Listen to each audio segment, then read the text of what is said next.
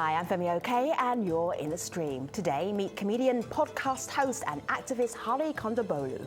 And I'm Malika Bilal. We're taking your questions live for Hari on Twitter and YouTube.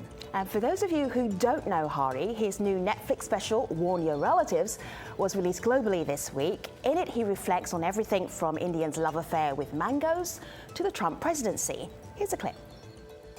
I don't think white people are used to being called white people. I use that phrase a lot. And, you know, the rest of us have to be explained in some way, right? But white people get to be fancy things like people and human and like American. And so when they're called white people, there's some white people who just aren't used to that, right? And I see it at the shows. You'll see like white people with their arms folded, like, you're saying white people, you're talking about me? You're saying white people, you must be talking about me. If you think I'm talking about you, then yes, then I am definitely talking about you, yes.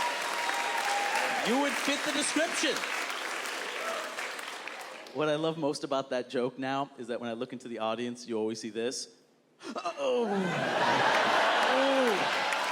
Just doing a little non-racist stretching, that's all.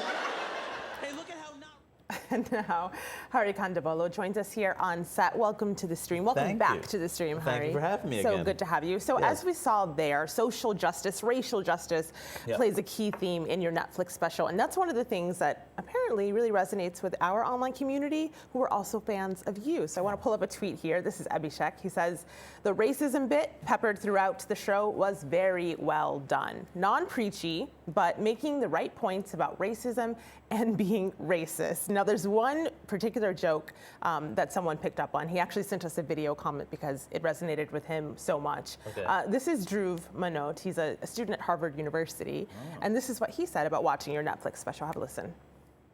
Hey, Hari. I really enjoyed Warn Your Relatives. One of my favorite parts was when you used the hating firefighters comment to give a social commentary about police brutality and justice. And I realized that throughout your special, you use a lot of your jokes to kind of make social commentary, like, for instance, the organ donation one. And I was wondering how you kind of approach that and how you write your jokes to have like a meaningful impact.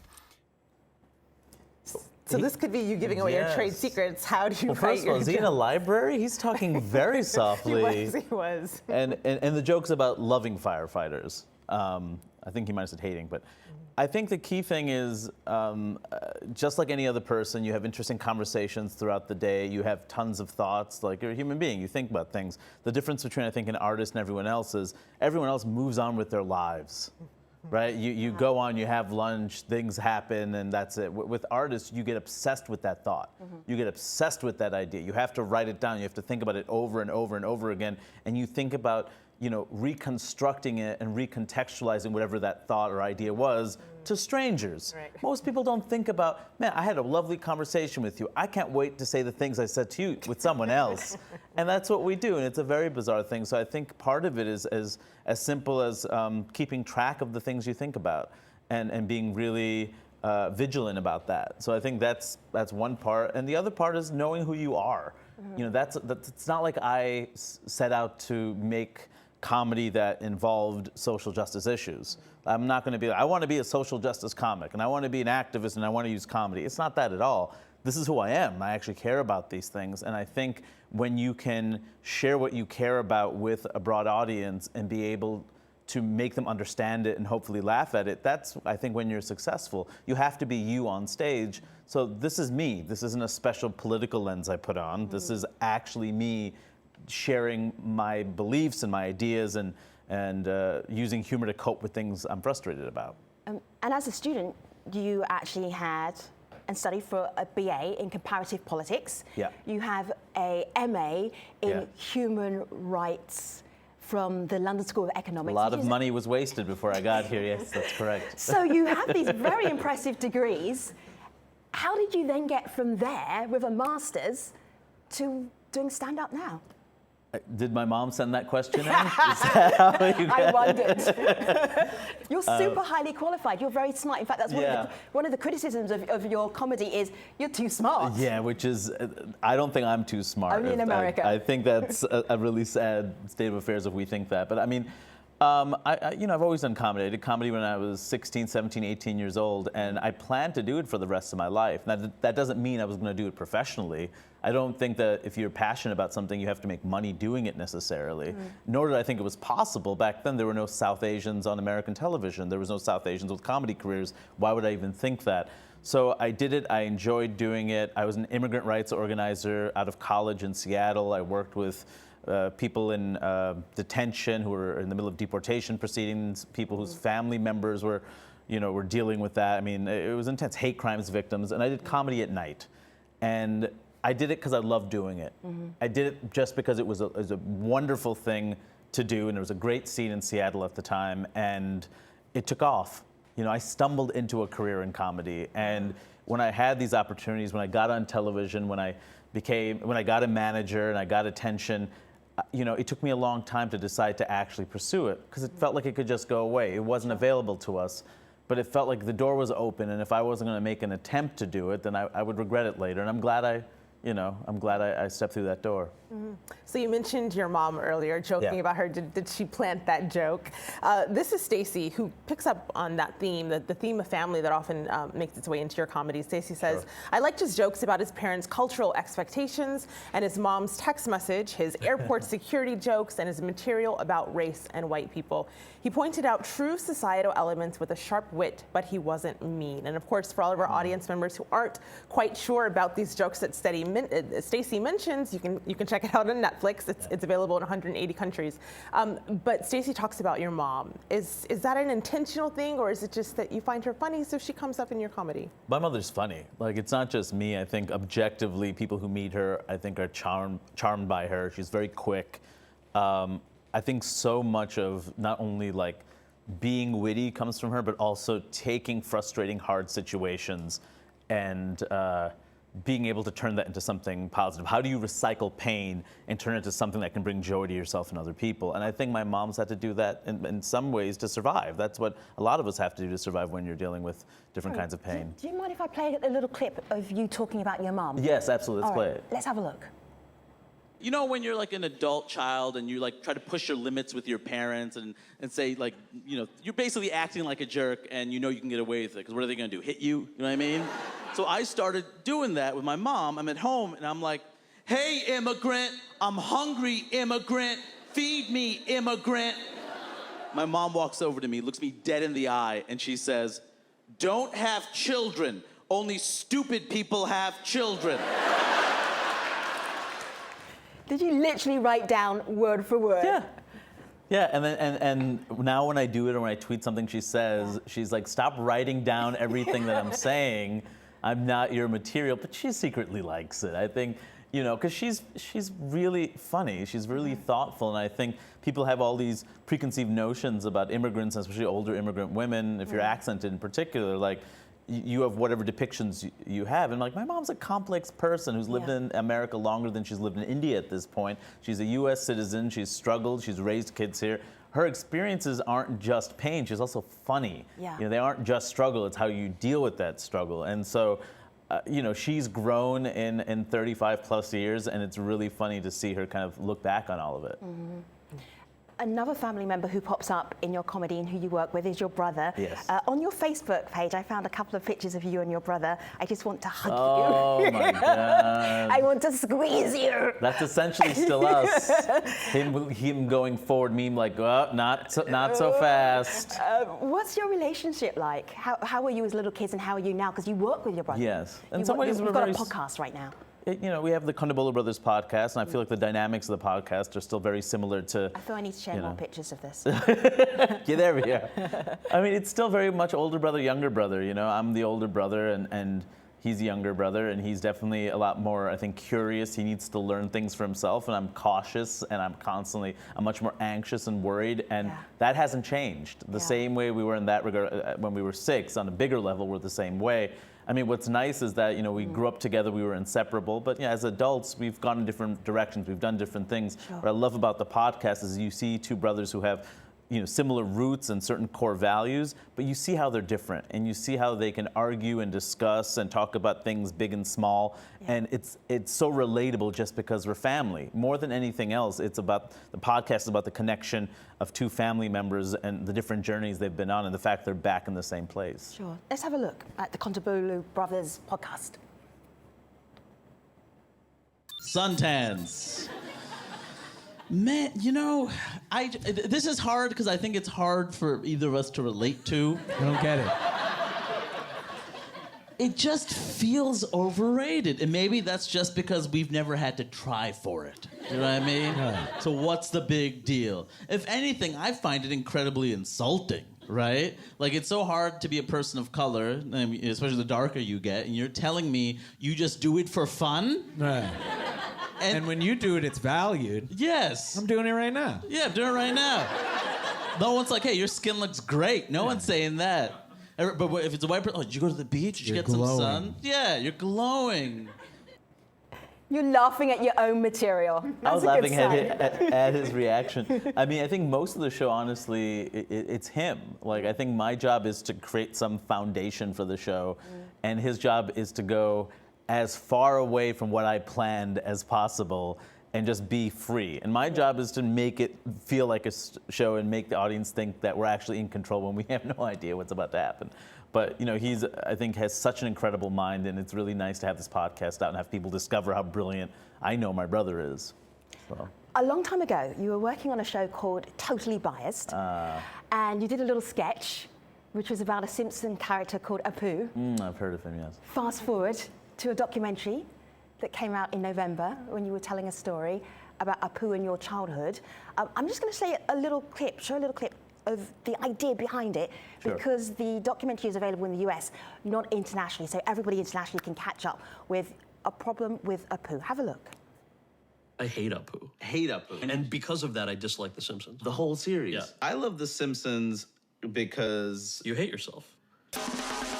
My name is Hari Kondabolu. I've had a great career filled with laughter, critical acclaim. I should be completely happy. But there's still one man who haunts me. Apu Nahasapeemapetilon. Please pay for your purchases and get out and come again. how many of you had to deal with being called a poo or that being referenced?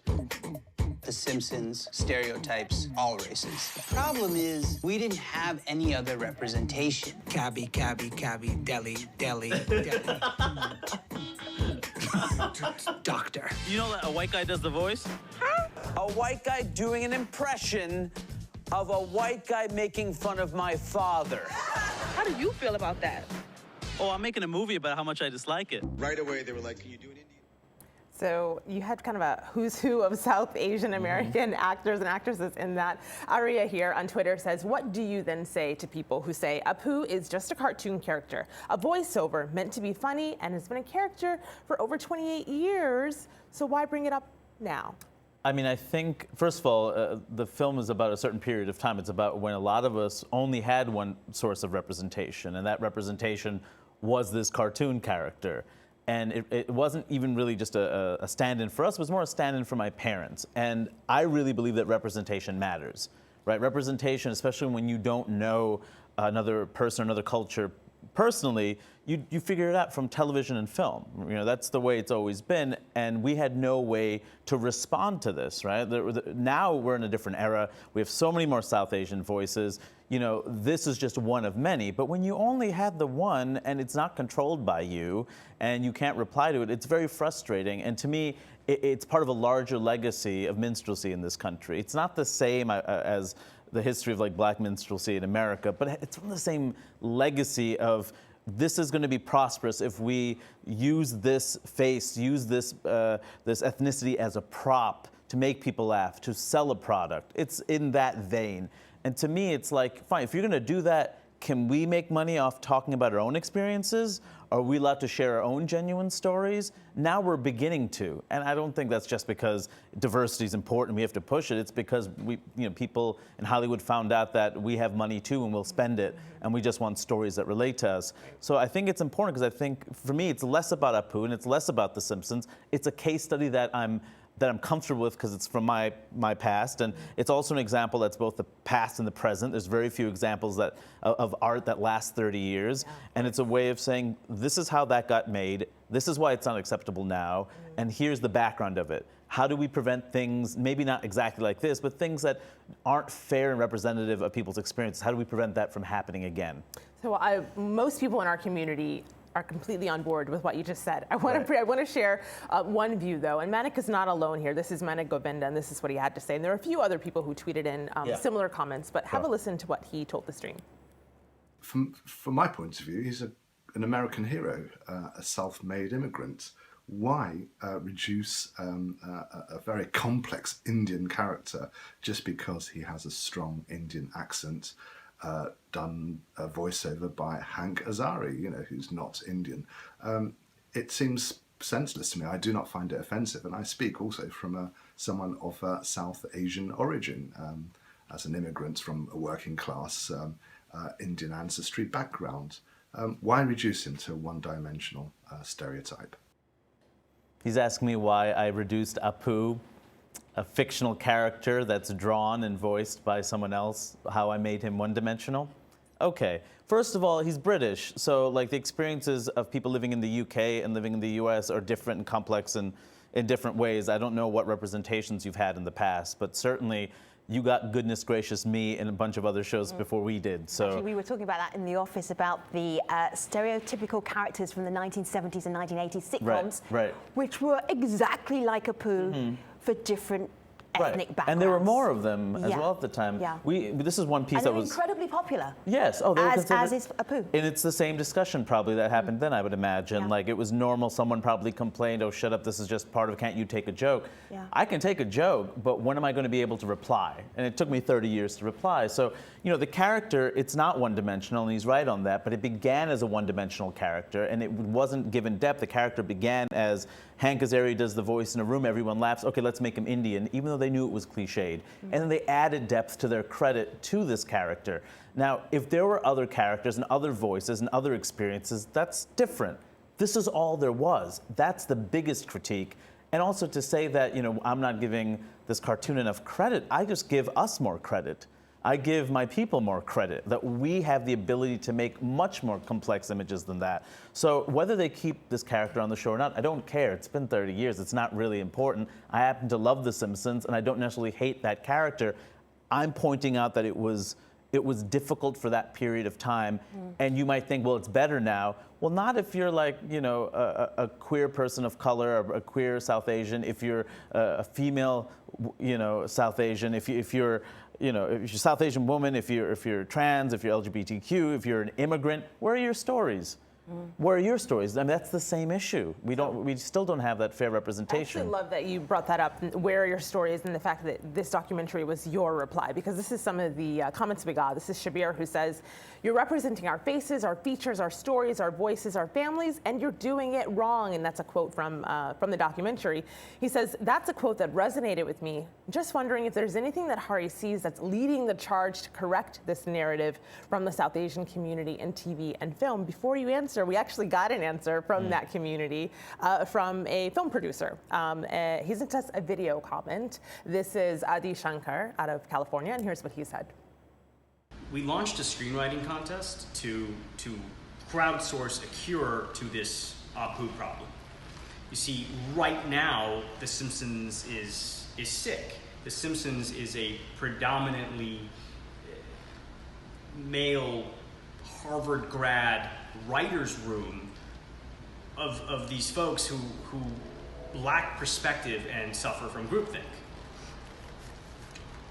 And what we want is writers. We want writers to send us spec episodes of The Simpsons that deal with this Apu problem in a fun way, in an interesting way, something that actually makes it, authentic satire, something that is actually clever and well written. So he actually launched this crowdsourcing screenwriting contest. There's a headline of it here, and the actual contest you can find online. It is here, Coverfly, the Apu screenwriting contest. What do you make of that? I think it's well-intentioned, and you know, I think it came from a good place, but I think it misses the point completely. I don't want to play with old white people's toys. I want my own toys. Like, I don't need to try to fix a show that was not made for me. And I love The Simpsons, but it's irrelevant. It's not even, if this was 25 years ago, we're having a different discussion. I want us to tell our stories. I want to create the settings. I want to own the properties. I want to write the scripts. I don't mean me personally, but I mean people of color, women, queer people, trans people. I want us to control our stories, and that's much bigger. And I think Adi knows that because, you know, he himself is a producer and has done some great work. And I think that, you know, his work that he's done outside of this, I think is what we need. We need more of that. We need more people to actually own the things we're creating, and not just like owning our stories, they belong to us and telling them right, but literally owning it, like actually getting money out of it and proving that we can produce this, and then therefore we can produce even more honest work. This is a remarkable conversation you started back in November with The Problem with Apu, that documentary. I want to bring everybody bang up to date. This was at 6:56 a.m. earlier on today. Reminder for day 475 of Trump presidency. This is not normal, and normal wasn't that great either. You've been doing this every day. Yes, and this is the important thing I tweet every day. Like, the Simpsons business, it's fun and it's pop culture, and it speaks to some important issues regarding representation, but I worried the film wouldn't come out before the world ended. And that, I feel like, is the more pressing part. You know, every day is another scandal, and every day we get lost because we had something yesterday, but I forgot what yesterday's scandal was because there's something else today. And I can only imagine what you two have to deal with being in the news industry, the intensity of the stories coming in. But you know, this to me, it's important, and I did it from the first day that he was, you know, the day he was inaugurated. Like, okay, all right, I don't want to get used to this. I don't want us to say President Trump and forget how that happened and why that happened and the conditions that led to it. And I don't want to think this is the way it's always been. And it hasn't. You know, I think history is important, context is important, and you know, that's why I do it every day. And it's a terrible reminder. Every morning I have to wake up, like, I got to put the tweet out. I got to read the thing and put the tweet out again. You don't even schedule them, you actually retype it out from scratch. I didn't want to schedule them. I want to force myself to do it in some weird masochistic, like, I'm going to have to deal with it, but let's at least feel like at least I'm in control of one thing regarding this whole thing during the day. That's why I do it every day. I think that is why some people online say that you are part of this resistance. This is Krista Blackman. She says, watching Hari Kondabolu on AJ Stream talk about not putting on a political lens for his stand-up, and this is why he's so effective as a social justice comic. It's organic to who he is. So we actually got a video comment from someone who feels similarly, and she has some questions about your next steps. This is Kanan. Have a listen. I just wanted to say I'm a huge fan of your work, and I am really enjoying the Kondabolu Brothers podcast. You are both so funny, and I had a quick question for you. I was wondering if you had any plans to do any kind of like follow-up or other documentary type movies like The Problem with Apu. It was really interesting, and I would love to see more. I never want to talk about this cartoon character ever again. Okay. It's, I didn't think it would take this much of my life. Because when I made the film, it's interesting. It was already kind of an old issue for me and a lot of people in our community. This is not new. You know, I made a joke on The Daily Show, like, I wanted to call the film, I Have to Explain This to You? Like, it seems so straightforward. But it was accessible. It was accessible. We've had these conversations before, but this is accessible. Who doesn't know Apu? Right, but I think there's a difference. As an artist, like, it doesn't really push me. Do you know what I mean? Like, this is, you know what I mean? Like, and I love the fact it's being used in college classrooms and in high schools and in trainings, and I really do appreciate that. But as an artist, I want to push myself a little further than something that, you know, I had to do some research, but I already knew the story before I did it. Like, it was kind of like, okay, like, I knew what pieces were there, and let's look it up a little bit. But yeah, I mean, to me, doing another documentary is possible, but I don't think I want to go into this particular topic. I want to create the art and not just reflect on the art. Yeah. For our audience who are watching right now, let me tell you all of the things that Hari is on right now, his projects. So on Netflix, look back down here, in 180 countries, you can see Warn Your Relatives. Chris Rock told me not to use that picture, by the way. Harry Kondabolu is going to be in Ann Arbor doing a comedy showcase if you're in the States for Friday and Saturday. On Sunday, if you're in New York, you can see him and his brother working on their podcast in Brooklyn. And if you're on YouTube or you're online, stay with us. Just for you YouTube viewers, we are going to have an extra 10 minutes. If you want to ask Harry anything, go to aljazeera.com/the stream, and Malika and I and Harry will see you right there.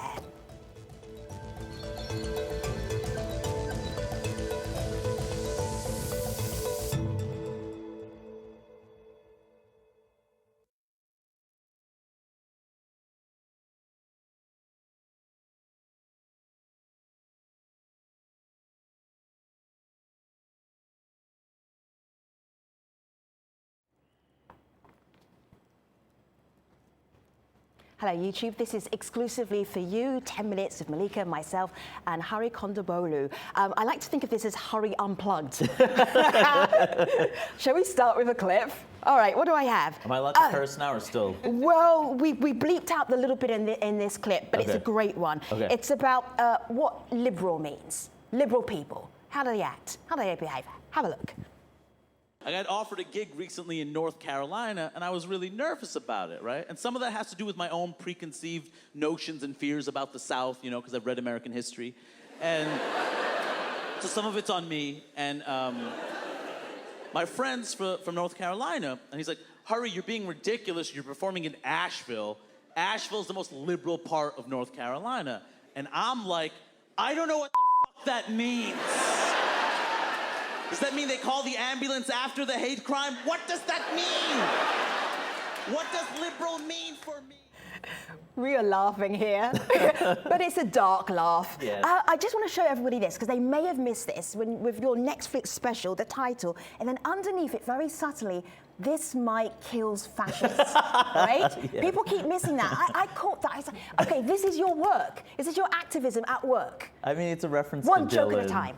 I mean, Dylan had his guitar and he said, like, this machine kills fascists. So it's a little, it's a wink, and certainly it, you know, knowing what era that I'm in. Yeah. It was a wink to the people that do the work and saying, like, you know, I don't consider this part of the work, but if this helps your work, then I feel good about that. Malika. So we got a long chain of comments on a specific part of your stand-up, and it is about a food.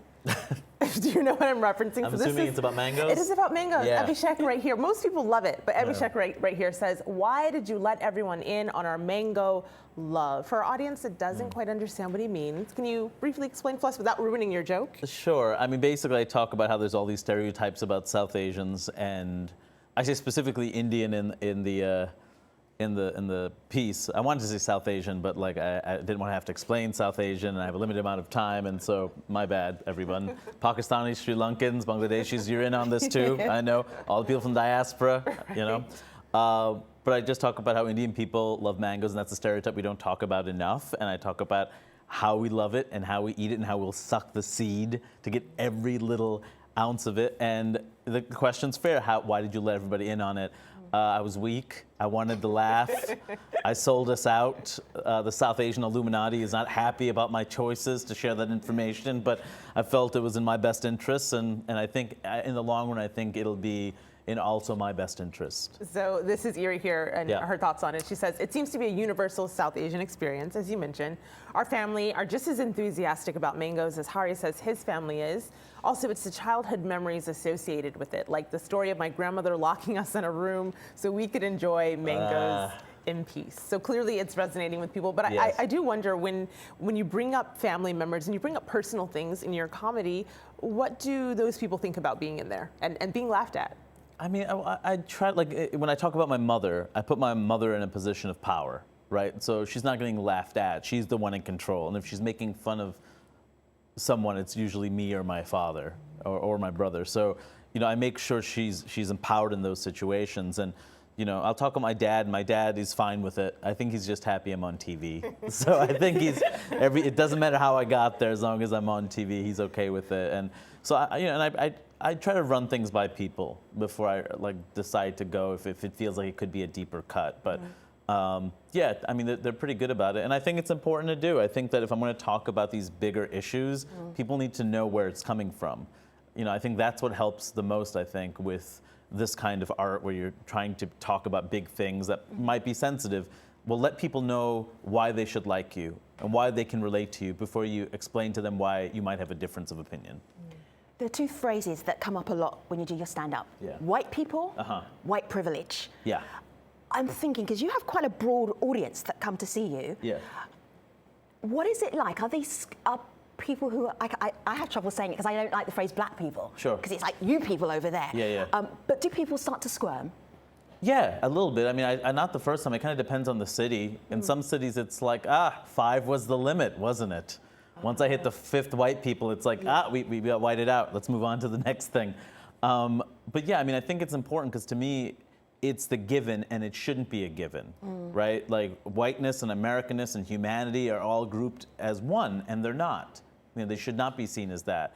And for me, that little bit of discomfort is just a piece of the experience that people who are marginalized have when the world is not made for them.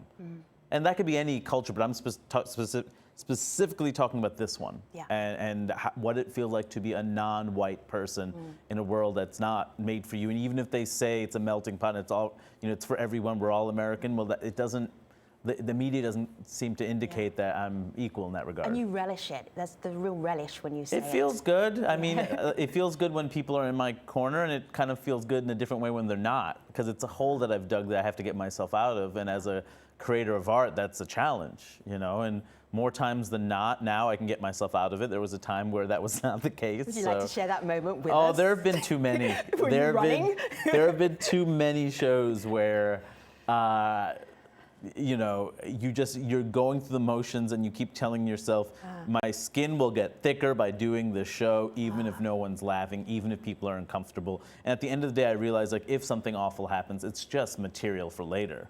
That's the most refreshing thing. If someone yells something out, if someone's mean-spirited, okay, if you can do me a favor and write it down and hand it to me, it'll be easier for me to repeat later, because that's what's going to end up happening. So whenever I get criticized, you know, so much of his act is talking about white people being racist towards him, and I'm like, well, then stop writing those jokes for me. Like, stop being racist, and I'll move on to something else. So you talked about the bigger issues, and I want to pivot to that a little bit further. But as we begin that discussion, I have to pull us back a little bit and mention Apu again. And I know that we've been over it, but we got so many comments from our community that this is a thing they want to talk about. So I wanted to share this video comment with you. It's from Imran Siddiqui. He's also a filmmaker and a writer, and here's what he had to say. As someone who grew up in Springfield in Illinois, you know, I've often thought about my experience when watching The Simpsons. But beyond the way that Apu is marginalized, it's also the fact that it is a show centrally about white people. You know, the same white people who are in power in the real Springfield. And then in particular, it's straight, white, cis, able-bodied men. And, you know, as a result, black and brown women are pretty much non-existent on screen or off screen behind the scenes on the show. So I'm wondering, how does the show address these broader issues of representation and inclusion when it's been crafted from such a limiting perspective to begin with? And secondly, you know, is it worth reconsidering the show's status as a great comedy or satire when it hasn't budged from that status quo perspective of, you know, of white men for decades? I mean, first of all, he has wonderful hair and great glasses. You hear that, Imran? I mean, he will be very happy. I mean, they look like mine, so it's still. Yeah. Anyway, but I mean, first of all, I think if I remember Imran Siddiqui's name, I think he wrote an article that expressed a lot of these issues, and it was very well done. I think his first point is, yes, having a very white, older writer's room, that's one thing, but also to be shut off and not being able to accept the opinions of others, that doesn't help comedy. You know, I think the more wider range of ideas you can put forth, the more you can talk about and make fun of and observe. Like, if you're using the same 8 or 9 ideas or the same 8 or 9 stereotypes, you're gonna run out. I mean, that's why I think racism is hacky. So I think it does themselves a disservice, first of all. And with regards to it being viewed as one of the great American satires, no, I don't think it loses that status. You know, I think that it's still, I mean, it took a little bit of a hit this last couple of years, and unfortunately, I think I might have had something to do with it.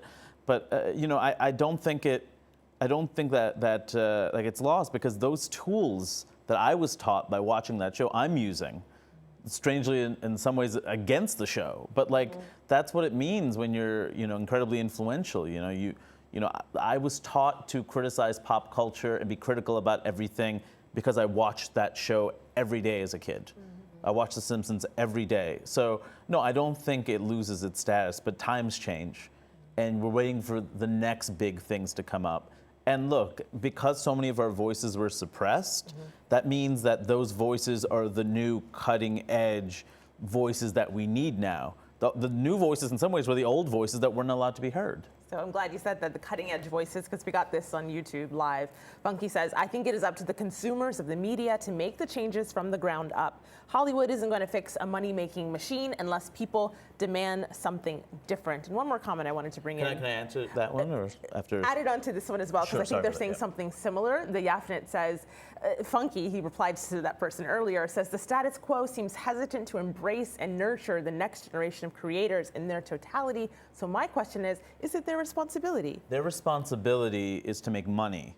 And they're failing on their responsibility because their responsibility as capitalists is to make as much money as they possibly can in their industry. And they're recycling the same things over and over again. And whenever people open the door up a little bit, they realize, oh, there's a new money stream here. There's many money streams. We call them communities, but they might refer to them as money streams. And so it's not in their best interest to ignore us. Also, I don't think it's just the consumer. That's part of the thing. But there was a time where people would say things like, well, if you don't like it, why don't you make something else yourself? And that would be absurd. Like, how are we going to make something ourselves? How are we going to get something on television? How do we have the money to make it happen? Those days are over. Like, you can make it yourself. Our phones are better than some of the cameras we had 30 years ago. We all have editing equipment, and we can make our stories. And if they're good and if they get seen, people will come knocking. Not because you're this incredible talent and they want to share your talent, because there's money to be made. So, find those independent artists, support those independent artists more than ever. There actually is an impact, and people are looking. Hollywood, they go with the safe bet. The reason why they don't pick maybe people of color right off the top is they think white's a safe bet, because white has been a safe bet. White men have been a safe bet. So we still are in that phase where we have to prove that we can make the money and that we're worth giving exposure to, but we have the tools now. So, support those artists. There are a ton of people on YouTube. There's a ton of musicians and independent artists and comedians that need people going to their shows and supporting them, because people will come knocking. People will come knocking, and I hate to be cynical, but it's about money. I'm just looking at your website, and you have the official trailer for Netflix on your website here. Warn Your Relatives on Netflix. You can see internationally. I need a new website also. It's an old You website. can see the spring tour, so you're on tour right now. Yeah. You have your podcast with your brother. Yeah. So that, I think the last recording is on Sunday. This Sunday for now. in Brooklyn, yeah. And then you're actually, I'm not sure if I'm even allowed to say that there's a pilot that you're doing in LA.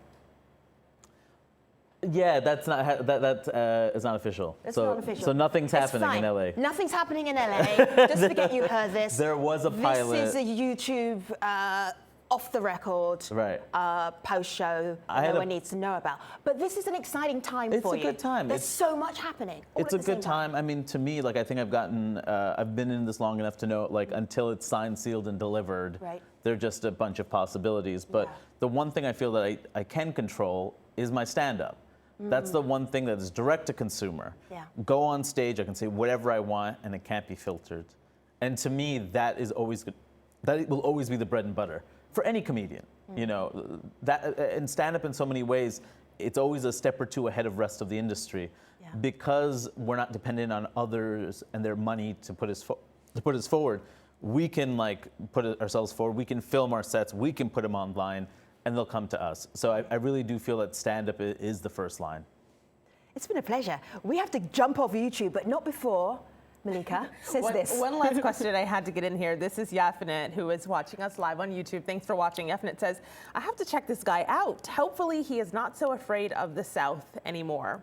That's referencing a joke in his Netflix comedy show. Thank you so much, Harry. Thank you for having me. Thank you so much. All right, come back when you're super, super, super, super famous. Thank you. Well, help me get there. I will be back sooner. We'll do our best. Thank you so much for watching on YouTube, and that's a wrap.